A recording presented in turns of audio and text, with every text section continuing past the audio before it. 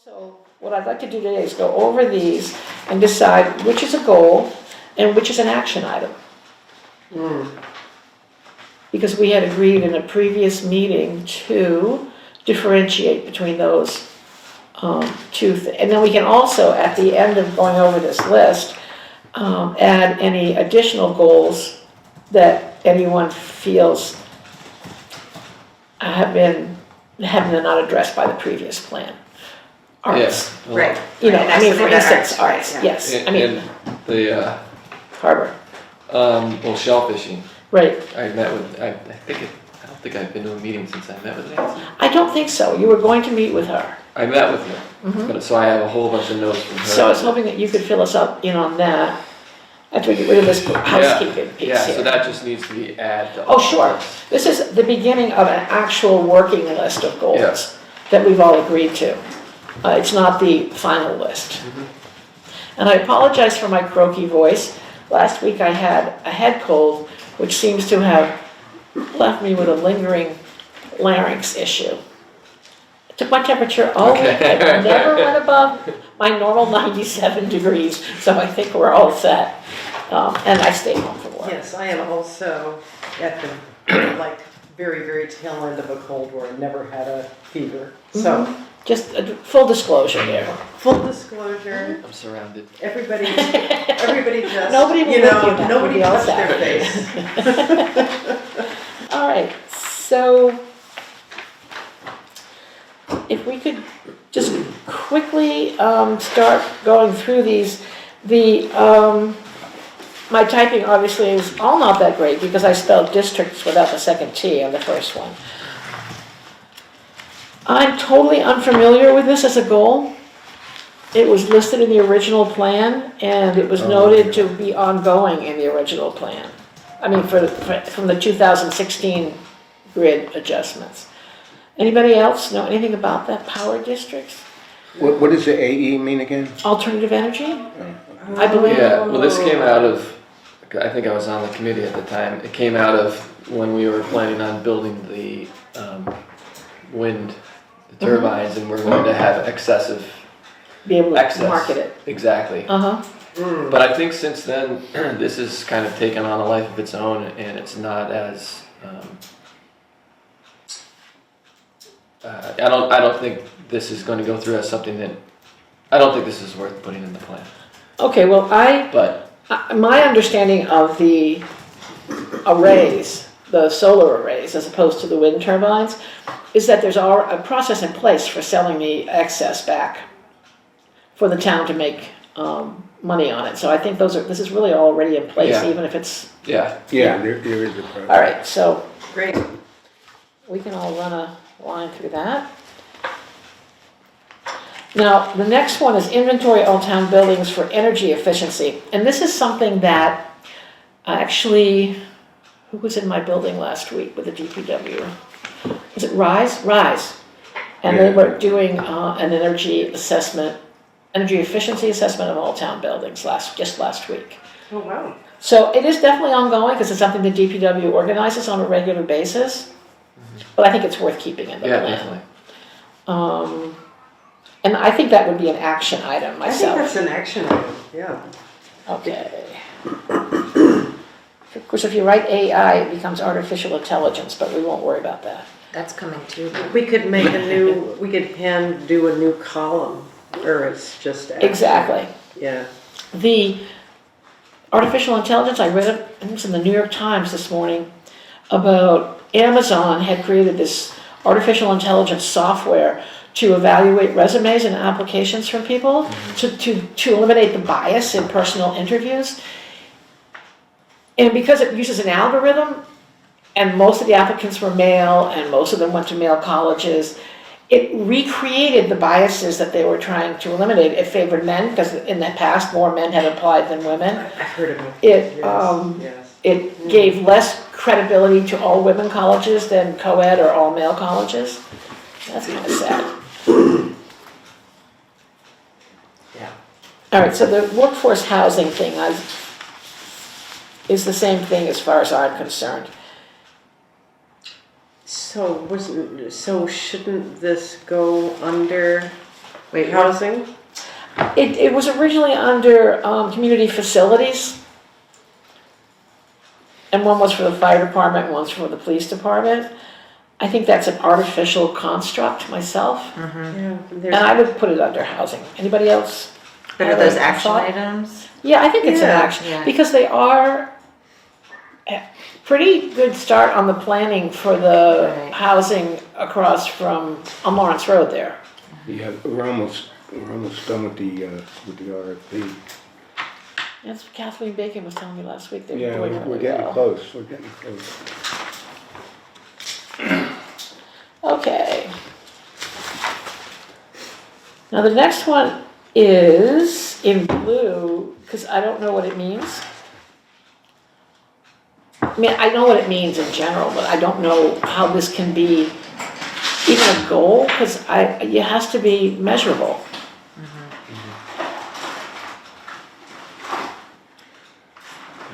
Not that it's a bad thing, but I'm not really sure. Maybe if we just change the word to support Okay, instead of create. anybody else? I mean, it is pretty ambiguous. But it's not a bad. No, it's just goal. something that we should have in the plan, that Right. any, Right. support initiatives to make Wellfleet affordable. If nothing else in the opening verbiage and the overall, Right. like just, In Some a of these narrative, things could somewhere in a be, narrative, yeah. Assume we were gonna have some sort of an introductory couple of paragraphs or something. Exactly. Some of these things could be worked into that. Right. Absolutely. Just be in the narrative, right? Yeah. Or in a epilogue of some kind, I mean. or both, Yeah, or both. yeah. Now the next one is really a legislative effort, Oh, yeah, that. and I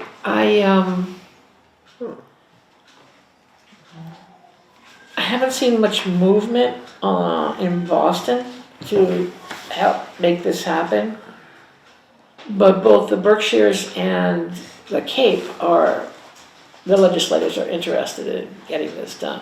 What they're talking about is the EQV, which is the total assessed value of a town divided by the number of year-round residents, determines how rich you are. And they don't pay attention to your median income, and Wellfleet's at the top of the 351 on one of them, and near the bottom on the median income. right, And we're not the only town. right. But I don't know how locally we can,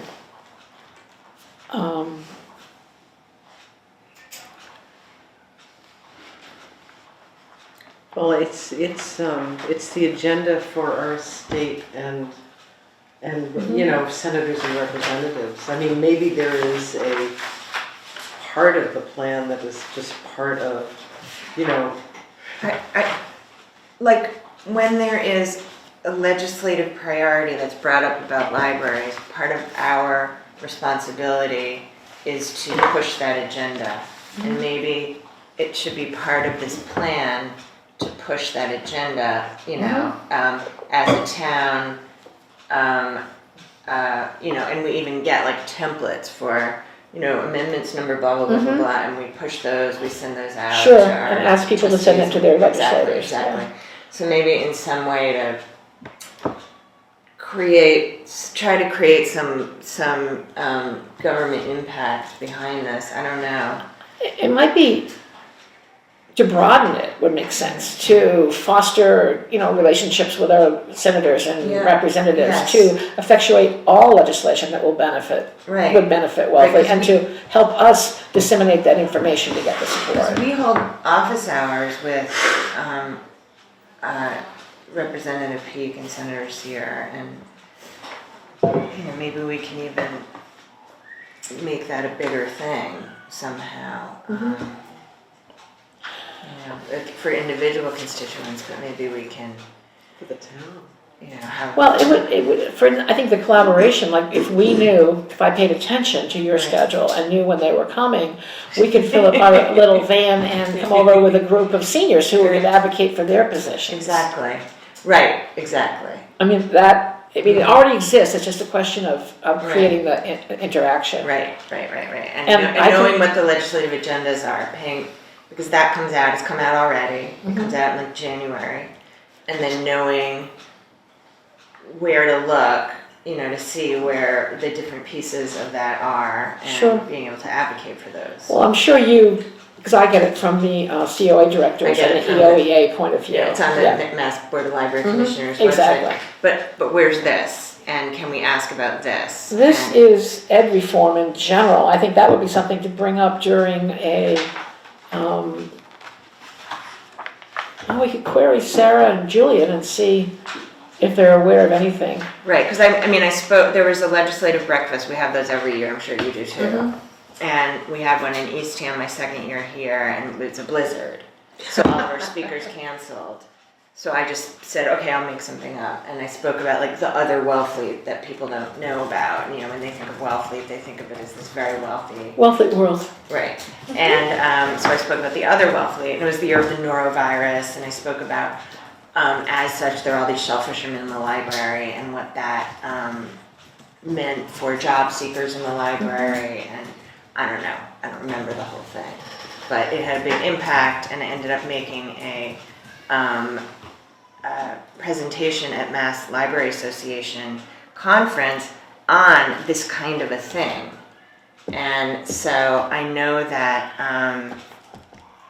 this is something that's important and that we should focus on and that our legislators are thinking about. So, because I was asked about it later. Mhm. So,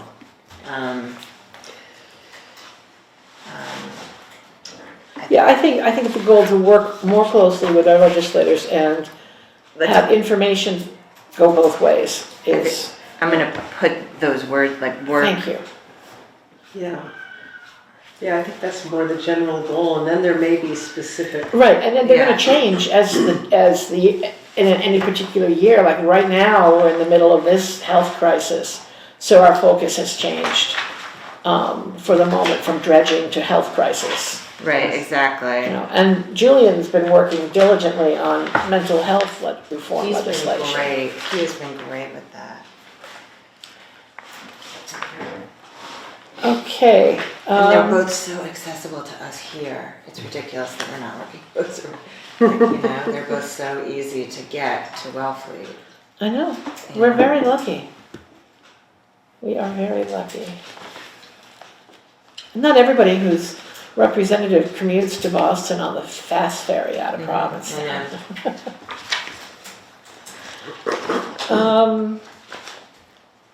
Pedestrian accessibility plan. Now, I'm assuming that this is Sidewalks? sort of the same thing as the next one, walking and bike paths to knit together different sectors of Wellfleet. Well, there is, when I look at this, I'm thinking, didn't when they did the sidewalk on Commercial Street, was that in the period since the last local comprehensive plan? Yes, So that's something that's happened. that has happened, yes. Well, it's ongoing. It's not complete because one of the complaints that the Bike and Pathway Committee, not the current iteration, but the previous iteration, were dealing with was the lack of a sidewalk from, Downtown to the marina. downtown to the marina on Holbrook and also from the Holbrook West Main Street intersection down Briar Lane.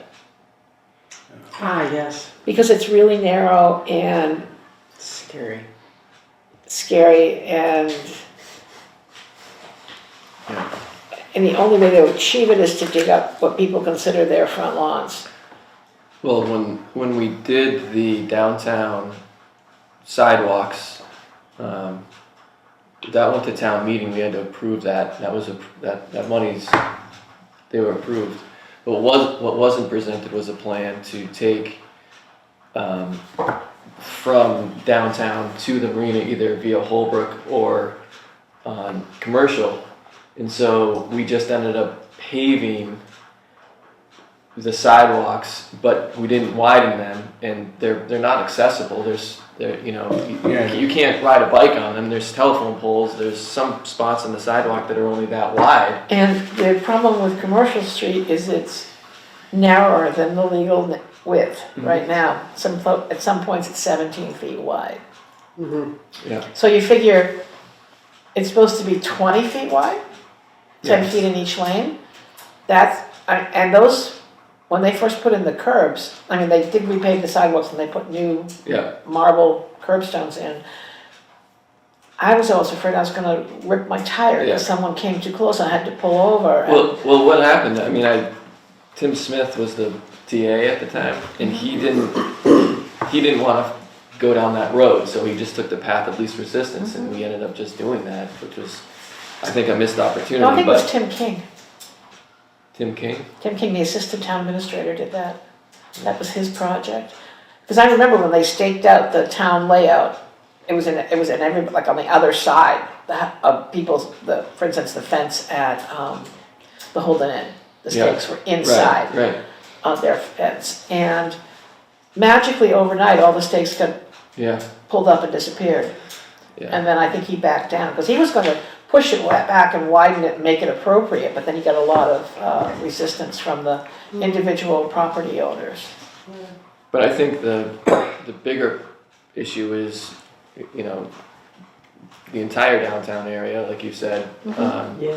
and I think wrapping in the bike pass, which is the next line on here, seems like the next line kind of covers both of these. Great plan for walking and bike paths and knit together different sectors of Wellfleet. But I think we need to put the word sidewalks in there somewhere, because that's a goal for a lot of people. Yeah. Well, walking. I did not, did you go to the, which Tuesday night meeting on the intersection?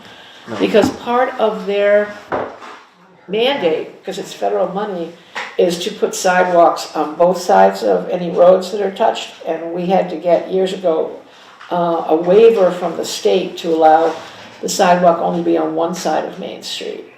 So they're gonna create a sidewalk there, but then there's gonna be a chunk of town-owned property from Long Pond Road east to the end of whatever the length of sidewalk is that's done for the intersection, that the town also needs to pick up and do for themselves. I mean, that's the kind of, while they're in there doing stuff, Yeah. So are you talking about the stretch between Route 6 and Long Pond. Long Pond Road? Yeah, yeah, that's so dangerous. Yeah. And it's narrow. People walk along there all the time. it's narrow, and Yeah. inevitably in the summer, and it's not the fault of the person on the bicycle, is I'm zipping into town from the ocean to the pier, and some poor person on a bike is struggling up the hill there, slowly, in the middle of the travel lane. Yeah, And they have no other place to go. Yeah. right, And so all the cars are lined up behind them. yeah. I mean, some people try to pass, which makes me crazy on Main Street.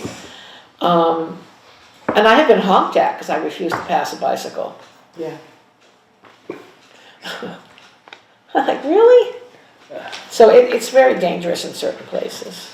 Yeah, yeah. Yeah, isn't the, I thought I had heard at one point that the sidewalk from the highway on Main Street into town was gonna be coordinated with the For a intersection work. certain length, that's X amount of feet, maybe 500 feet from the intersection is the MassDOT measurement or something. But then that will leave a gap of about a block and a half in my head between Long Pond Road and where the new sidewalk ends, which is kind of Ridiculous. a bad plan. Shel Silverstein. I was just gonna say, that sounds like Shel Where the Silverstein. where the sidewalk- I wasn't gonna say it out loud, I'm glad you did. Yeah, so I agree that those two probably can be linked together Yeah. into one. And if it's a goal, then we can have specific action items underneath it, like a section of sidewalk there and a section of sidewalk to it. I think there should be continuous sidewalk to places that people congregate, the library, to the pier. And when I say downtown Wellfleet, to me that's Main Street, down Bank, commercial to the pier, and back up Holbrook. And it should be noted they should be ADA. Yes, 88. Yeah, and actually, With really, no light poles in the middle. yeah, I mean, if there were sidewalks and good pedestrian bike access, you know, the pharmacy and Cumberland Farms would be also part of downtown. The, Yeah. yeah, if the sidewalks on commercial were ADA width, then all the pedestrians would be on the sidewalk and the bikes would have, and they're considered vehicles once the person's on them. They're not supposed to be on sidewalks, they're supposed to be on the road. They would have room to ride in the travel lane if all the pedestrians, because now there's pedestrians who don't walk single file but like to string themselves across, 2 or 3, 4, and then the bikes go outside of them because they're on a bike. If it weren't dangerous to close my eyes when I'm driving, I would have to close my eyes going down Commercial Street many times in the summer. I'm surprised no one's driven into the front of your restaurant. Carl Barrio did it. Well, That was it. That was a late night. I was gonna say, not during the business day. Yeah. Well, we have it. You notice we actually have a huge boulder in front. So Well, you've noticed that in front of the beach sticker office, there's 6 bollards Yeah. there. yeah. Also, at this end of the building, so nobody drives into Sea Babies on an accident, so, yeah. Okay, moving on. Well, the expansion of the bike trail is like an activity underneath that Right, create plan for. right, and it is. Courtney, did you get that up on the website for people? The what? The bike It's all been meeting? up since yesterday. Oh, good. No, I just wanted to let people know, if anybody's watching this meeting, the information on the. If you subscribe to the plans. town, it was posted as a news, so you would have gotten an email. Oh, good, good. Uh-huh. Again, this equal opportunity housing, I'm pretty sure that if you build public housing, a certain percentage is keyed to the lowest income, handicapped access, that kind of housing. A certain percentage is mandatory when you do public housing. If you use Chapter 40B funds, Right. right. Mm-hmm. If you don't, though, you have less restrictions. So there's a kind of an overall goal, which is increasing the availability of year-round housing to address the affordability gap. That would be the overall goal. And then there's a bunch of things under here that would Of fit bullets under for that. underneath it, yes. So I'm just thinking, let's, have like a really limited number of overall goals. Oh, I agree. And then, because, so for instance, there's a bunch of stuff that's in different, that in the old plan was in all scattered, in Right. different things. Oh, I agree. Yeah. So let's, so this equal opportunity housing is one, practice of town-owned land for affordable housing is the next. Workforce housing. Yeah, workforce housing, which was at the beginning. And for Complete- medical personnel. there's a- Complete housing initiatives for seasonal and year-round housing. I would strike out seasonal. I think there's tons of housing for No, seasonal. they're talking about seasonal workers. Oh, seasonal workers. Yeah, Yeah. workforce. Yes. So this is workforce housing. Yes. I mean, that's how I read it. Oh, Yeah. got it. Yeah. No, No, there's plenty of market level rent a house for 2 weeks housing. Yeah. Right. Then there's workforce housing for medical personnel. Right. So it kind of.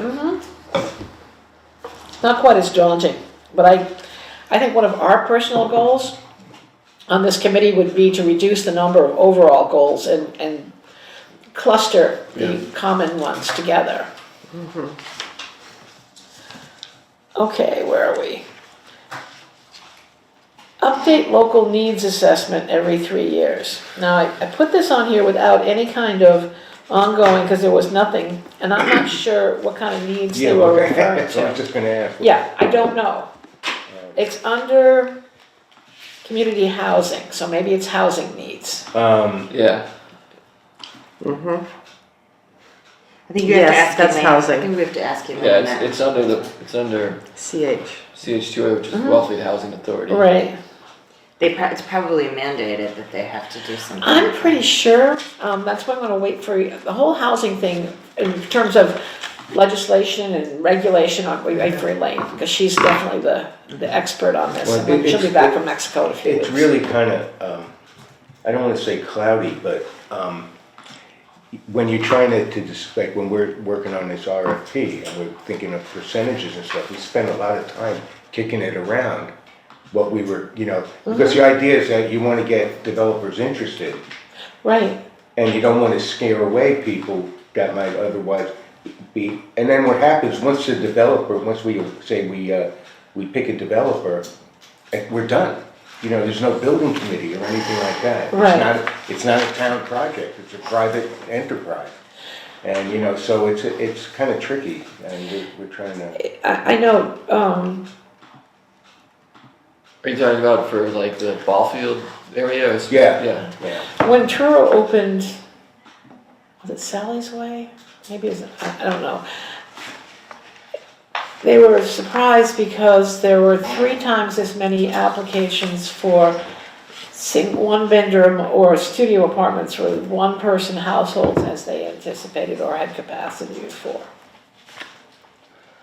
And that's a demographic that's peculiar to the Outer Cape, I believe. What, a single one-bedroom apartment, or what? For one-person households applying. One-person household. Well, there's a lot of that need. There Yeah, is. exactly. Yeah. So, I mean, that's the kind of thing that you can't always get, just by looking out there. Yeah, well, that's the, doing these affordable housing projects that are not town projects. Then you also get into 40B issues. They have to go to the ZBA, and that's always that can be a really big battle, depending on what the developer wants to do. Of course, at the end of the day, 40B pretty much allows them to do whatever they want. So it's tough. At what you're going to get when you're done, it's hard to say. It's so dependent on who the developer Yeah. is. I'm most familiar with Ted Malone as a developer and how his projects look. And I don't have any problems with him, but you can't always guarantee that you're not going to have problems with who you Yeah, well, select. he's sort of he's not like these national companies that have 80,000 units, like the people that did Norset Green in Eastham. And I don't know if you've done a drive-by there, but it's really it's not great design. But they do have the capability to go up to 100% of your income, which is Right. really nice. Right. It's not just all affordable. Right, I've known a couple of single, like people in their 20s. They've been out of school for a while, they've got a decent job, and they really needed and are grateful for a place they can afford to be on their own, have their own apartment. Yeah, So, and they're at the 200. yeah. So, I think it's worth noting that so much of, the future of Wellfleet depends on having a viable workforce, and that this chapter or this section or this, requires, I think, maybe more. It's all important, but I think that so much stems from the housing that Yes. we really do need to kind of.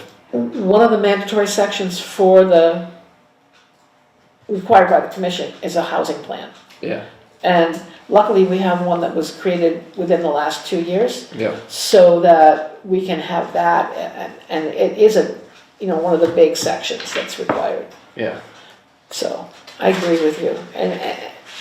And it also ties in with the develop a year-round economic plan. You can't have a year-round economy without the ability for people to be able to live here. Yeah.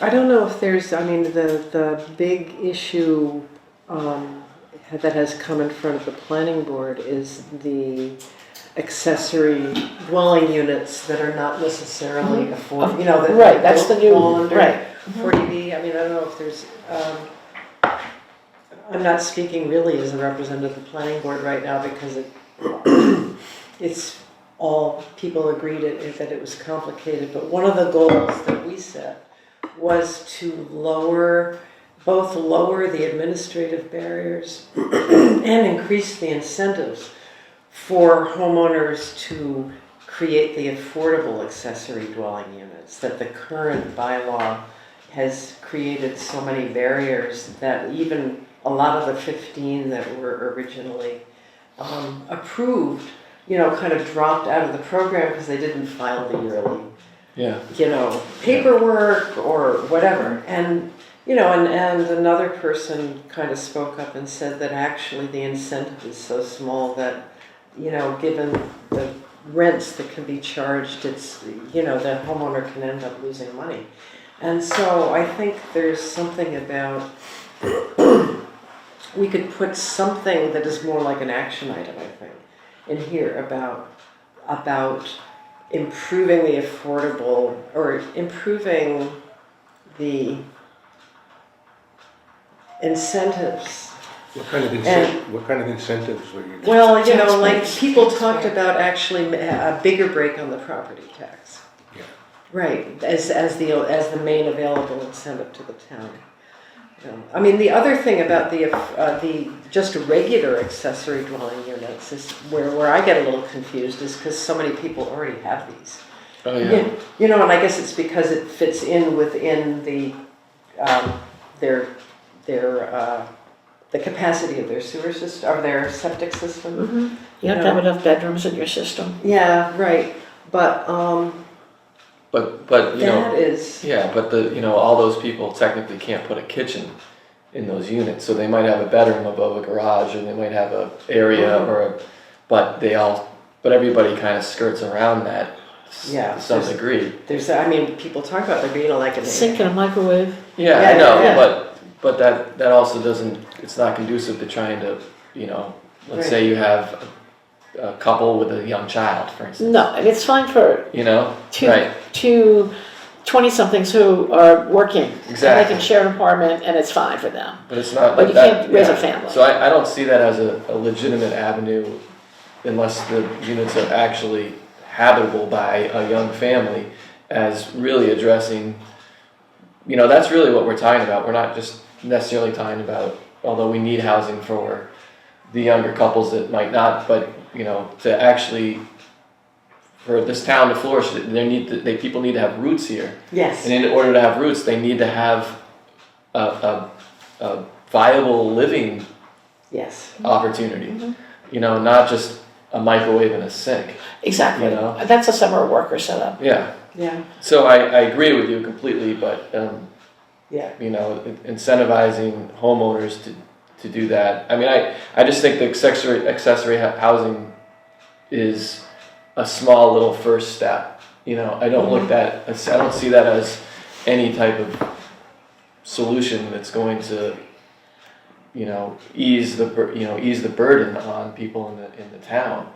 Yeah. I mean, I think that the housing authority, what the argument they were making is that there is a lack of affordable year-round, affordable with a small a, Yeah. Year-round housing in general, Mm-hmm. and especially for rental housing. Yeah. And so it was kind of so other towns have done this bylaw to just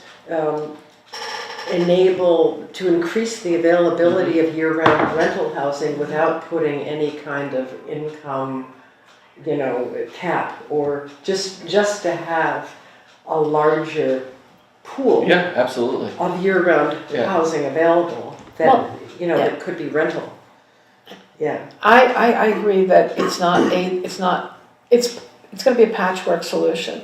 Yeah. Increasing housing is going to be, and that might be one piece of helping to increase it. Yeah. Another, having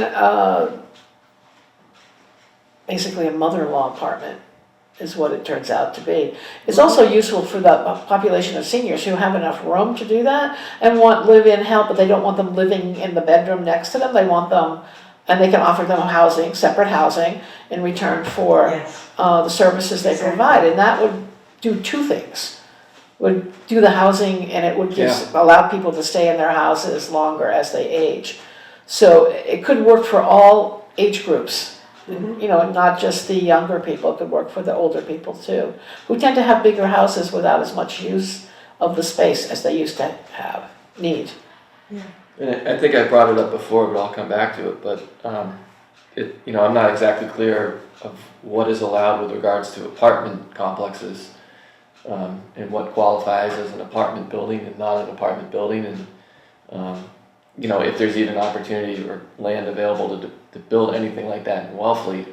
But, that's a good option for a young family to, get into and have an environment where they can get established and then move on from there. I mean, something as simple as a duplex house, Right. Yeah, where you depends build on how it, you rent half and live in the other Well, half. that's what we're hoping we're gonna get at Lawrence Road. At least some of it would be like duplexes or. And I think the Lawrence Road piece is a contributor. I mean, to look for the silver bullet, which Yeah. doesn't exist, is a time waster. Right. You have to put out what you can do Yeah. as it happens A lot of and different build things. slowly toward what you're going to do. Yeah, All right, I'm glad we all agree. So the Housing challenge would be to initiatives. get all that in writing, that's it. Yes, Well, yes. we have it on film in case we've forgotten what we said. Continue to support off-season events such as Oyster Fest. Mm-hmm.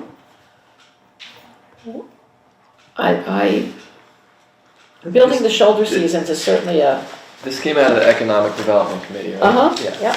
Yeah. it did. Well, I mean, yeah. And they also mentioned in the original one, Harbor Fest, and the ones that have died on the vine. So I eliminated those. I don't think we're ever going to find something as big as Oyster Fest, but something smaller like Porch Fest has been growing every year. I mean, there are those, that's not off-season, but at least it's a smaller event. Yeah, exactly.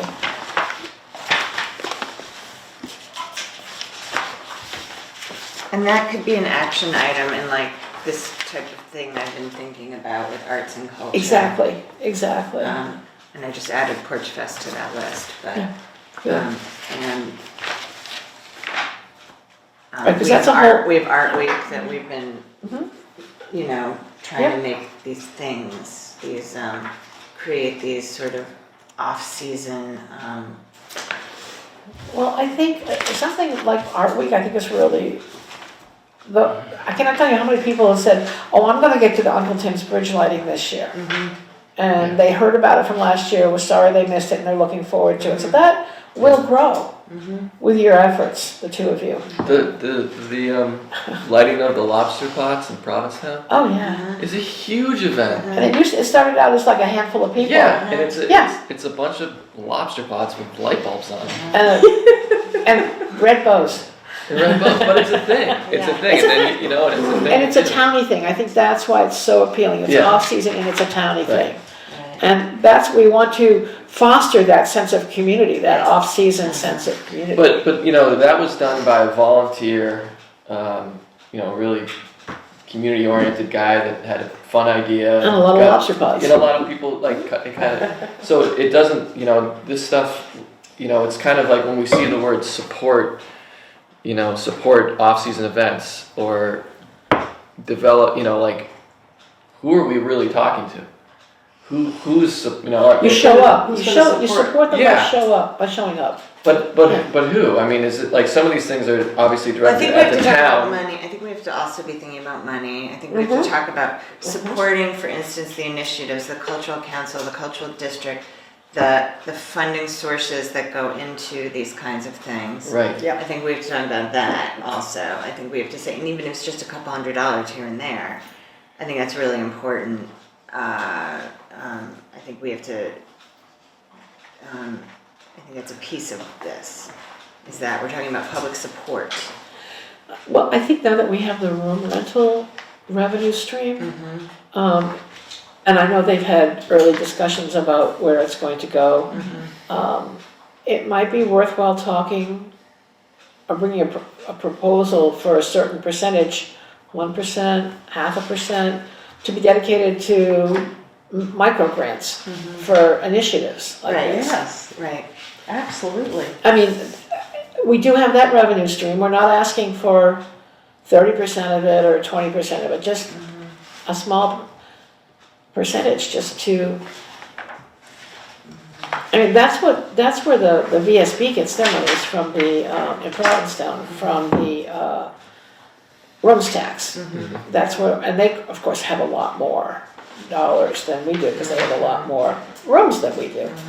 Right.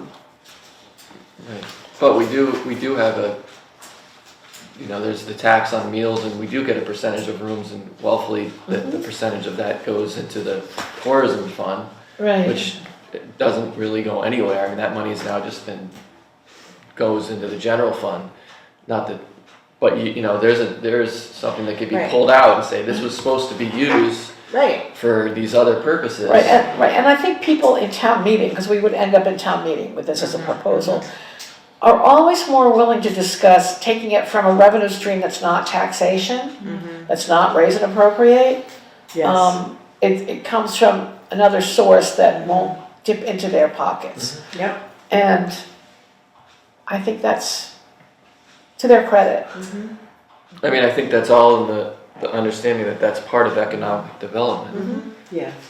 and that's what that tourism fund should be. Right, because Used for. because if people are coming together and loving Porch Fest and loving lighting of Uncle Tim's Bridge and enjoying the town, the winter stroll, Right. all of these things, this is making them be in Wellfleet and stay in Wellfleet and branding Wellfleet and Breathing life into the town. right, and stimulating, and as such, stimulating the year-round economy, Yeah. because it will make people want to live here and want to stay here, and highlight the activities that are going on this summer and winter, and Yeah. breathe life into it, and it's just wonderful. I mean, so. Well, this winter, I think, we benefited from the fact that it was so warm. So a lot of second homeowners were here instead of in the mountains skiing, especially if they live in the Boston area, Connecticut, and instead of going north, they came here. And I think that just brought people here. So if we had stuff for them to do, it would bring more people. Now, if there's powder up north, people aren't gonna come to the Cape for the weekend. But with climate change, we may benefit from this. Oh, yeah. Yeah. Until our beaches are rode too much. I wonder, I think I would, on that line, I would like to add something to the economic development that is more, that more, ED1.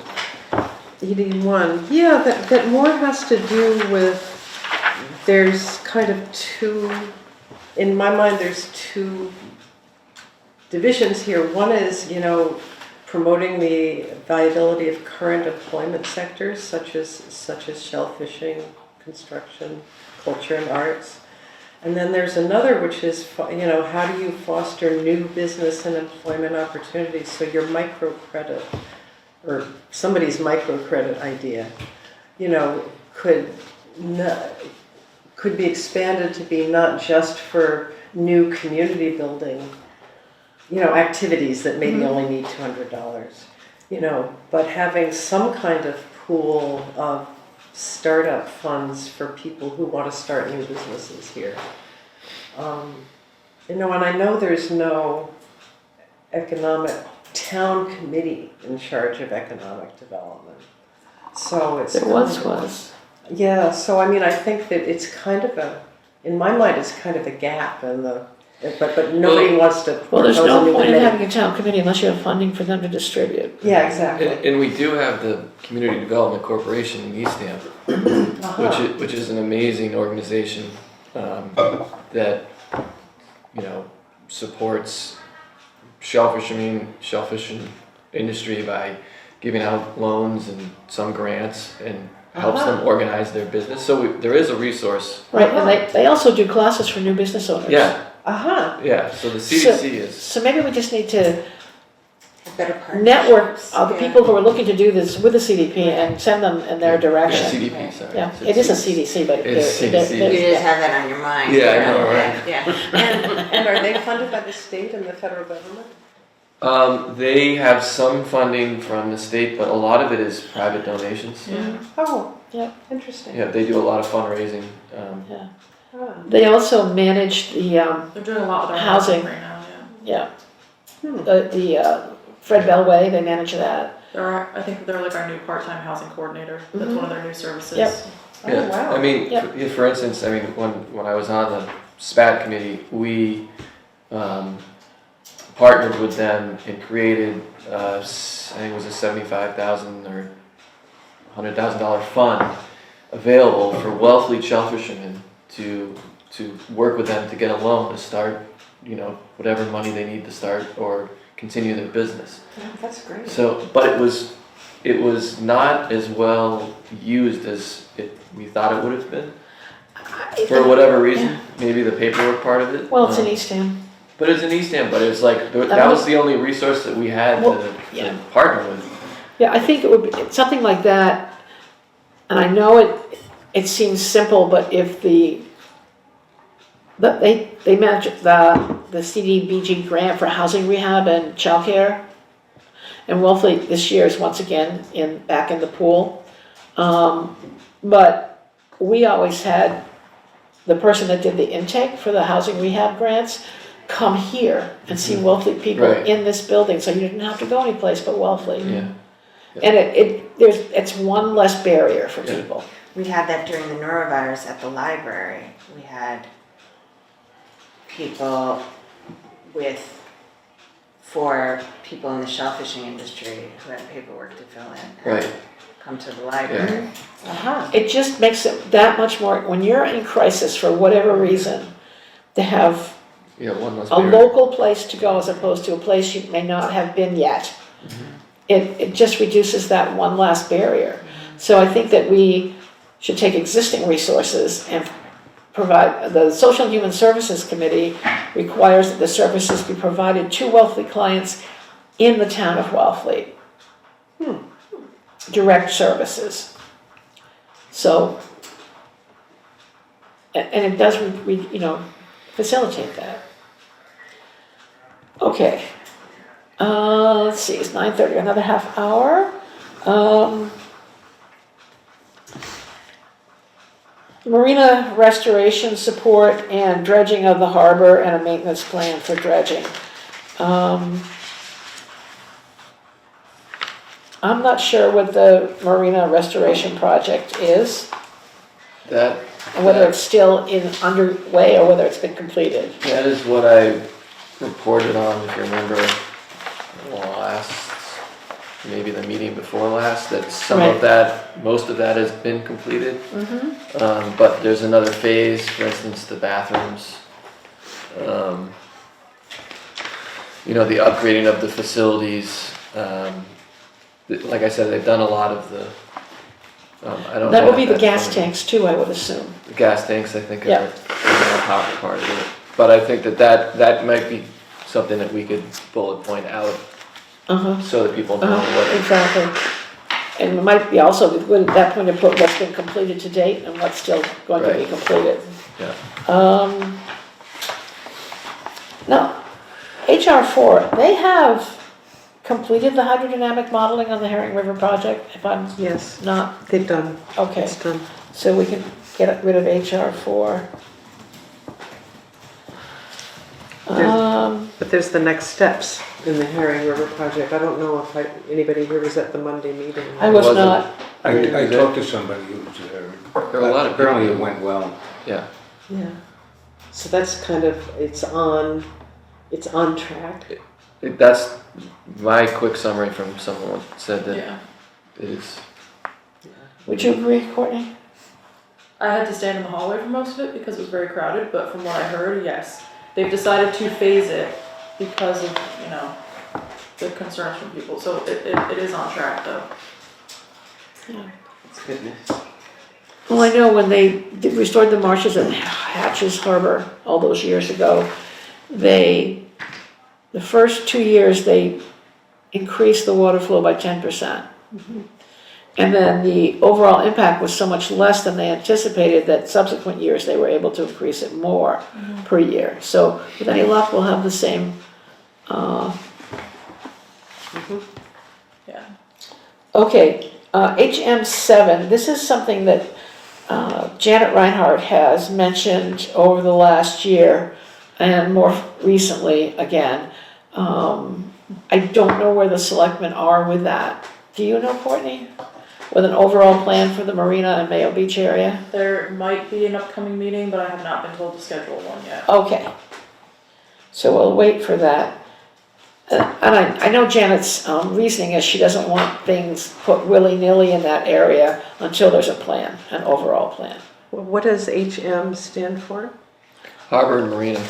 Oh, okay. What would the overall goal be for for the future, for the harbor and marina? Well, I don't know if there's a really comprehensive plan out There there. isn't. Yeah, so Well, that's what they're gonna look at. That's part of our Yeah. Well, mandate, right? yeah, I mean, it depends who you talk to. It's like Mike Flanagan, I met with him, I'm not sure you were at, maybe she wasn't at the meeting, that, you know, he has a comprehensive vision of everything from the harbor masters building all the way down to the end of Mayo Beach. But it's comprehensive, but it's not detailed. So, you know, he just thinks the town should develop that area to, you know, as he puts it, like a world-class harbor. So that can be up for interpretation in a lot of different ways, I suppose. But these are the things that he rattled off to me when a boardwalk along the waterway, bathroom facilities, a bathhouse, beach recreation department facilities, beach sticker offices, cafe, restaurant, bars, museum, historical gallery, an educational outreach component like Hui would have like a satellite office there, the shellfish department, beach access, gazebos, shaded areas, retail businesses, additional parking, stormwater and sea level rise mitigation. Yeah, that's. So this is what I'm. That So pretty this much is covers all. I mean, that's like, you know, That's that's global. yeah. Just Well, the thing that we've been talking about in the planning committee is the effects of climate change on the town. And so Kendrick Avenue was pointed out as one of the areas that is potentially in a lot of trouble unless, you know, the roads are raised or, you know, I mean, there's a lot of flooding potential Yeah. right in that harbor marina area. The base flood down there. elevation is about 4 or 5 feet above that area. What is? The base, what the FEMA people call the base flood elevation. Yeah. That if you do any development at all, it's supposed to be above, you're not supposed to have any habitable space below that I elevation. think it's 6. What? no. It's Well, not that. if you, By the if you beach go sticker shack. By the harbor shack. the new septic system we had to put in, Uh-huh. the top of that is the new flood. Okay. yeah, it's. So that's about 3.5, 4 feet above. Okay. In 2014, the whole thing raised about a foot. Yeah. And it varies along the beach there from the harbor, you know, along Mayo Beach, but it's still around, you know, whatever, 5 It's feet. significant. Yeah, it's really, It's like the houses on the Gulf of Mexico on the 14-foot stilts. And they all park their cars Yeah. under their houses. Well, the house they built, the new house in the corner of Holbrook and Right, Commercial, right. that's the new low. Mm-hmm. That's, you know, if you take a look at that, that's as low as you can build anything Mm-hmm. new. yeah, and there's also there's issues with water around there. Yeah. Yeah, it's, Yeah. One of the problems with Bakersfield is that it's dredge spoils. yeah. So you can't, from the 50s, and it used to be a swamp, wetlands. And they threw a big hose over Mayo Beach and pumped the swamp full of dredge spoils for 2 years. It's like Let a it sponge. settle. Oh, So God. you can't put traditional septic systems in there. You can't even put gray water dispersion if you had an alternative composting toilet system, because it's not original, it's not naturally occurring soil, So it doesn't drain properly or Right. whatever. right? I mean, So that's one of the challenges on that side of the road. And, I mean, the old shellfish shack's in the velocity zone. But yeah. You know, I mean, maybe, you know, maybe to put something in that, you know, maybe should be an assessment of that area. Well, we do have the assessment of what's flood, what's velocity, and the buildings back based on the study that was done when Harry was still here for the marina buildings. And at that point, the Shellfish Constable, myself as beach administrator, and Mike Flanagan agreed that we wanted a unified building and that we wanted it adjacent to where the gas pumps are now, like on that side. Yeah. And then there was the blue sign, Oh, yeah. and Harry decided that putting a building there was probably not going to be fly. well received, so Yeah. that study was shelved. But having said that, there was a lot of work done on geographical and hydrological modeling and stuff there, so Good. there is that in existence. Yeah, we have a plan that we liked for that area, but it was, I don't know, it was, the thing is, it was gonna like, there's a few parking spaces right there between the El Pier and the harbor master's office. And apparently that was a big issue for some people to do away with those parking Well, spaces. that was a fire. That's because of the fire lane. Was that, I don't Yeah, know. and it was a big issue because that's Yeah. where all the fishermen used to park. Yeah. And, Right. and you took half the parking away from that Right. side. So, Right, yeah. so it was, But that was state mandated. Oh, wasn't? Yeah. yeah, it was a But vision. it raised Yeah. hell. I mean, Yeah, it's not gonna Did be it? well received. If we're asking the public to fund it, we can't put something out there that's not gonna even Yeah. begin to get approval. All right, so we all agree that there needs to be an overall marina plan. Yeah, I And then we can put various bullet points underneath it. So HM7 is more like the goal, and the rest are activities. Right, Yeah, yeah, The- yeah, I mean, dredging is a separate thing. Obviously, I think Yeah. that has to be, Right. that's one of the, Mike has an RFP out right now for maintenance dredging equipment plan and a hydrographic survey and dredging volumes. Like that's ongoing. right, and I think the dredging committee's doing a good job of getting that work done. Evaluation and planning of waterways like Mail Creek and Blackfish Creek, Ray wetlands restoration. That's in process as far as I know. Is it? Mail Creek is definitely, I don't know about Bluefish Creek. Blackfish. Blackfish. I Blackfish, don't sorry. Yeah, of course, this is, Yeah, I haven't heard it's anything my about neighborhood that. too. I haven't heard anything about Black. This is language from the 2008 plan, so I don't know. Then we Well, have, HR6, I mean, I can go look at it. If you want. Well, I know that Blackfish Creek used to be a harbor. Could we ask like Denny or something? till they built Route 6. The last time the Mayo Creek Restoration Committee came before the select board, they had insinuated that they have done all they can up to this point, and that they did not see what else they could be doing from here on Okay. out. So I think they've done a lot in that area. Have they recommended any actions to be taken? I have to look back. Okay. It was- Can't even They find came it. for like their committee update a few months ago. Okay. I don't know where you got that from. Well, maybe it's a different version of this, but I can't even find the HR6. There's an HR4. Well, this is the 2016 updated thing. Okay. I don't think you have that one. Yeah, there was a 2016, so 2016 was when all the The committees. matrix was updated. Yeah, the matrix was updated Right. and all the committees were Yes, asked to weigh in. exactly, yes. So that was 4 years ago. All right. So I'm gonna put a question mark on this one. I'll find the language in my version. Workforce housing, we already agreed would be one topic, not necessarily spread out. It's on page 7, I think, Mike. Okay, thanks. Undeveloped, land use plan for undeveloped land in town. Well, we don't own all the undeveloped land in town, Yeah. just a point. And then there's develop an overall plan for downtown, you know. I think that could be subsumed into the pedestrian access in downtown Yeah. plan. Yeah.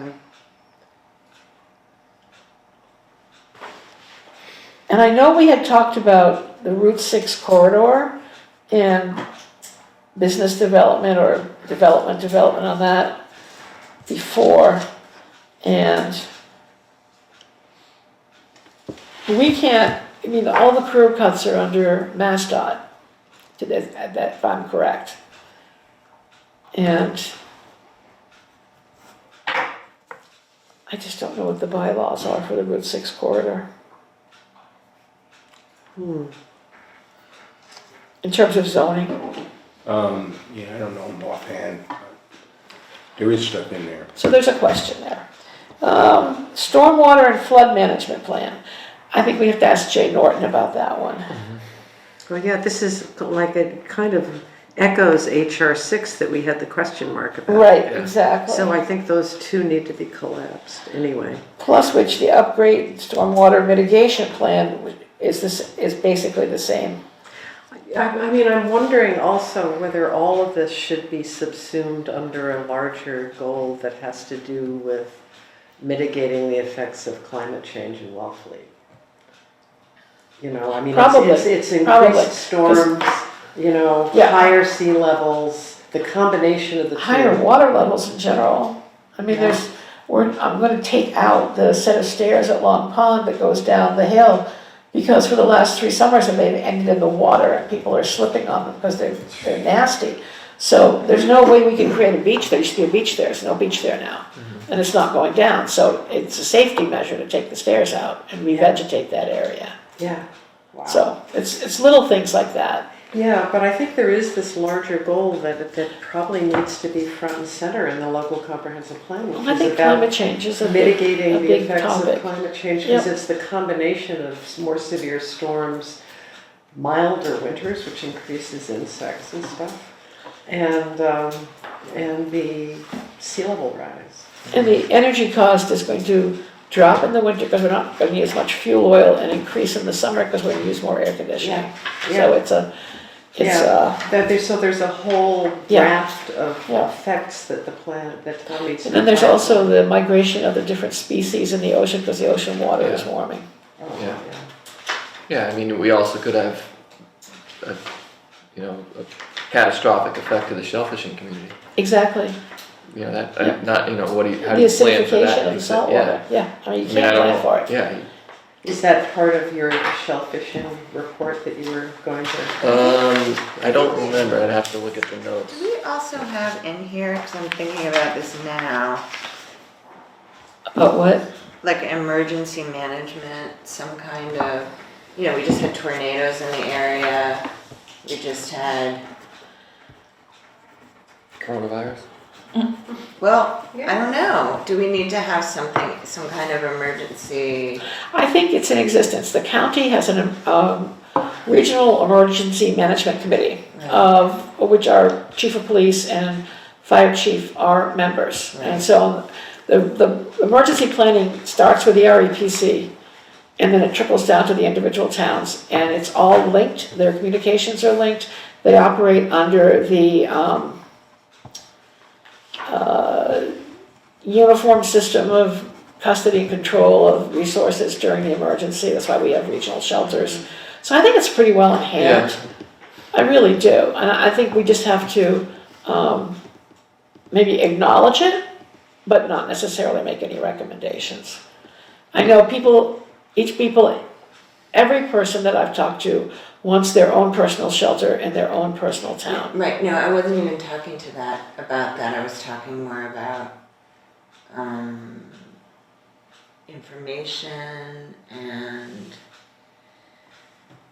I don't even know. How many people are aware that you can sign up for emergency information from the Right, police that's what I'm saying. department? So, To right. get notified. So we've Yeah. been working with our first responders, we just started doing that to try to say, we're an information center. Mm-hmm. This is a place where people can come to learn about that kind of thing.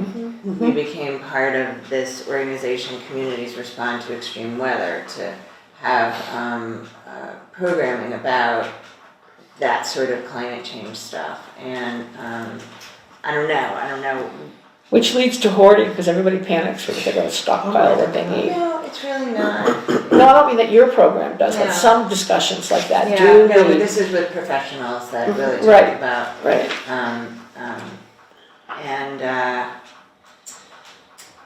I just don't, but maybe some kind of mention of what kind of emergency system is in place belongs in a. right, I think, I can get that verbiage from Chief Right. Hurley. Right, I think that would be Yep. something that should belong in a comprehensive plan. Right.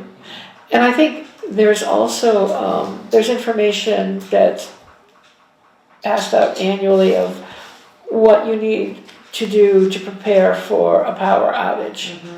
And they do provide a lot of really good information. Right, Of course, the thing that amuses me, the state passes out this long list of what you need to have in your house, and they don't include a manually operated can opener. Yeah, that's funny. that's right. Use concrete. Yeah, we Yeah. have, you know, we have the sign up for text alert It gets really thing. hot and then you can open it. We have this So you sign, know. we have Might the need sign up that. for text alert thing, you know, on our door, you know, we have a certain, Uh-huh. and people are like, oh, we can, you know, but we're trying to, I think that emergency, I think the fact that it's in place and it's in good shape, but not many people know about it, is what we need to address. And how to get the right, information out to there. utilize things, like you remember on during his last week, Ron was like, I bought this thing, nobody's using it, and I think we need to somehow, have, support various, you know, initiatives that are, you know, utilize various, oh my God, I think the connection you're trying to make is because this came out of climate mitigation, is the, you know, the extremes that we're seeing, that we're more likely to see extreme conditions of a tornado or something, and that might need to be addressed. But I think we have those resources No, available. I you do, know. and what I'm saying is we have like this text alert system and nobody's using it, so we need to promote awareness of these expensive resources that the town has that we're not even using. Yeah. But on the So- other hand, I can say the staff aren't utilizing them either. Like this police and fire have not sent things out via those services yet. I've gotten calls asking why am I not hearing anything? It's because nothing is being sent out by them yet. So our main source of information right now is the website. So subscribe to the website as well as the other service on there. But the police and fire are not using those systems. I know. Well, on that particular system that Ron put in place, absolutely. I went to the initial meeting about how to manage it, and it's very cumbersome Yeah. to be a person who's supposed to be disseminating information. So I basically didn't have time to do it. So maybe we need to investigate, ask Chief Hurley if there's something that would be easier for his personnel to use and put information out. Because we're in a crisis right now, we should have an alert that people get if, Right. Well, so what they are doing though is having me put it on the town website under news or urgent alerts. So if you subscribe to the website, which a lot of people do, Right, you get that. you get the Bounce to you. email. Yeah. Right. So Right. like that is the main source of. it's just not the I'm same just. thing as It's getting. not, but I'm Right. not sure if perhaps police and fire have certain standards for things that must go out over there. Like it may be like there's a huge accident on Route 6, travel's being diverted. Like that may be the type of thing that gets sent out. I don't know what their standards are, so maybe a meeting with personnel Right. regarding what they qualify as being sent out over Right. that is more important. Yeah, and I also think that people are much more apt to respond to a text than an email. And if Eversource, Absolutely. whenever there's any kind of anything, Eversource emails me, texts me, and calls me on the phone. And I cannot figure out how to get myself off the phone call and email. I goes only have through me. text. Well, So we've it's gotta usually figure out like, a oh way my to- God, it's to totally trick dark, and then I Eversource get this into coming out text. and doing something. How to get your power restored quicker. I'd be happy to talk to the police and fire chiefs to see how they want to work that system better. Sure, because even if we had meetings, once we're over our current health crisis, that if I had an opportunity to have one of them come and talk for 10 minutes before lunches and say, listen, this is how you sign up for this, it's really simple. You can do it on a piece of paper, you can do it by calling us, you can do it on your smartphone, depending. Because they do it on their smartphone, they'll all come, the COA will be in charge of doing it.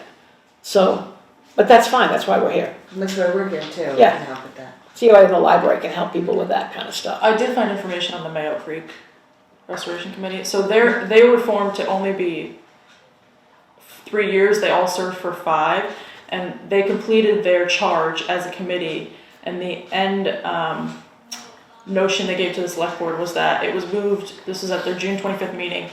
That the town proceeds to initiate detailed restoration planning with the goal of obtaining permitting approval and eventual restoration implementation. So it was the Restoration Committee's goal to help the town get to the point of next steps of actually implementing things. So they've done that. So now it's really on the town to continue the hard work. So that should be. Hard And the town means the Board of Selectmen. Yeah. Yeah, Yeah, and, okay. and whatever investment needs to happen to get it going, right? So they've done It's all the money. testing and all the stuff like that. But now in order to get it restored. So are we talking about the creek, like to the left? Across of from bridge? the inner by mooring. Harborside Village. Yeah. From the- okay. Yeah. The one by the Pearl. Yeah. Yeah.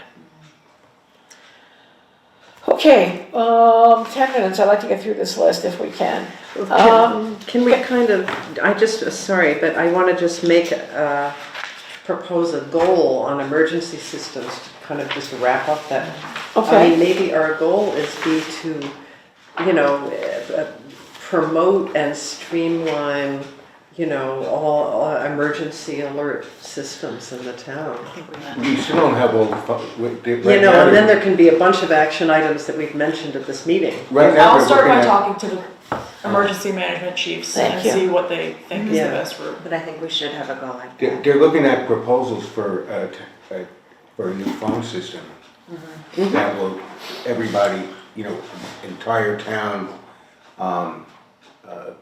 every part of the town government or the library, with the library, the town resources would be on the same phone system. And, But that's mostly just bringing us up to the 21st century. yeah, It's not, and We're talking about the phone citizens. systems that we're getting Yeah, oh my God, those for our are, offices, we're Please, I have an forwarding to our answering cell phones and machine, never be yeah. off duty. yeah. we're talking, They can't get parts for the old system. you really? I have an answering machine. Yeah. Okay, yeah, I agree that, but I've written down, and I'm gonna put Courtney as the person that agreed to bring the information to us next time.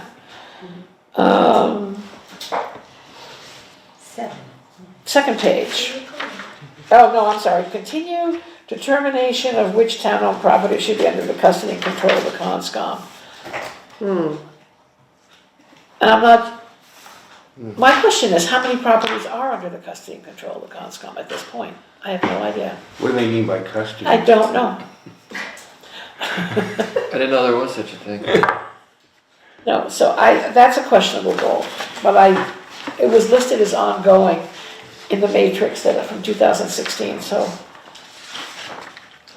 I'm just gonna put a question mark here, maybe I can ask Hillary if that is a thing. See if it's a thing. Has control of everything. What was the violation of state law? I'm curious. Well, I don't remember. It's for the Cape Cod Commission updating their charge, which is Okay. not at all our purview. Okay. Okay, support the continued annual State of the Harbor meeting. That can be a bullet point under Harbor and. harbor, under climate change, under a couple of places. Is the estuaries project completed? Do we have the data from that? I don't know. I'll ask Hillary.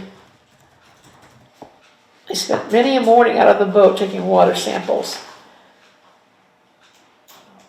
Implement public water system expansion. Wastewater management, Well, that public I feel like water that's what goes under system. housing. We have a wastewater committee. right. I mean, you kind of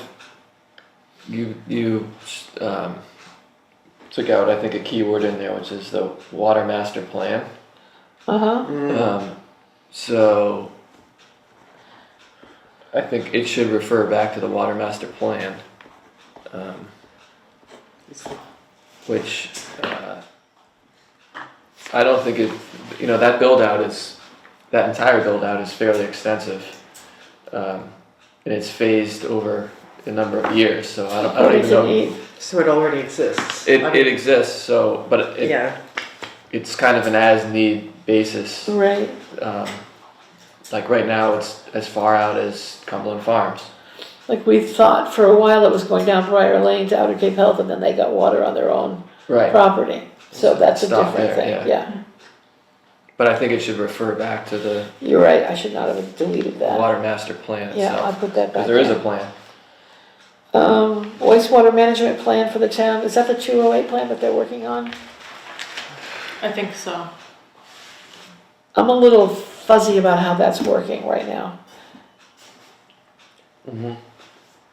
I am no more clearer, so. Okay, I don't so you're know. talking about the Lawrence Road? They came to one of our housing task force meetings and gave a bit of a presentation on innovative alternative septic systems, and which impressed me, I'll tell you, relying on wood chips to take nitrates out of the.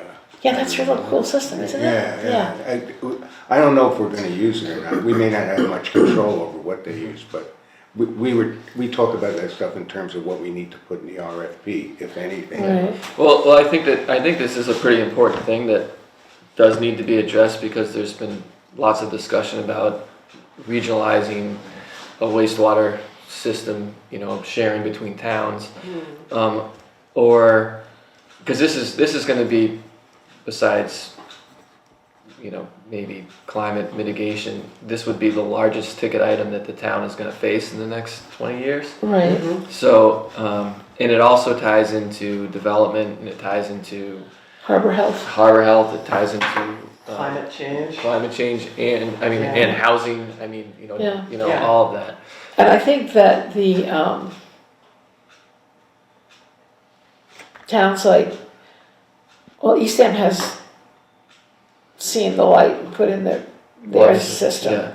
But Wellfleet and Truro, which have many public, private wells and septic systems, are next on the DEP's Yeah. list. Yeah. I'm pretty sure. Well, So that- it's important to have the town be proactive and decide what they can and Right. will do, rather than have it imposed by a one-size-fits-all Right. entity. And that's the thing. There's if we are proactive about this, there are things that the state will accept, like nitrate credits. So you can have an area that you're offsetting with a different area. You might be above the acceptable limit in a certain area, but if you're offsetting that, they'll actually Because it's bottom line. it's bottom line. Yeah. And because we have water, we do have a water system. Right. You're mitigating that risk of infiltrating a well. So there are things that the state will accept, but I don't really know where we are on wastewater right now. I don't, and I think that the next one that says educate and make information available on devices, I'm pretty sure they meant point of use nitrate filtering devices. And not cell phone. Yeah, I didn't know. I was like, I don't want a text alert knowing. Really.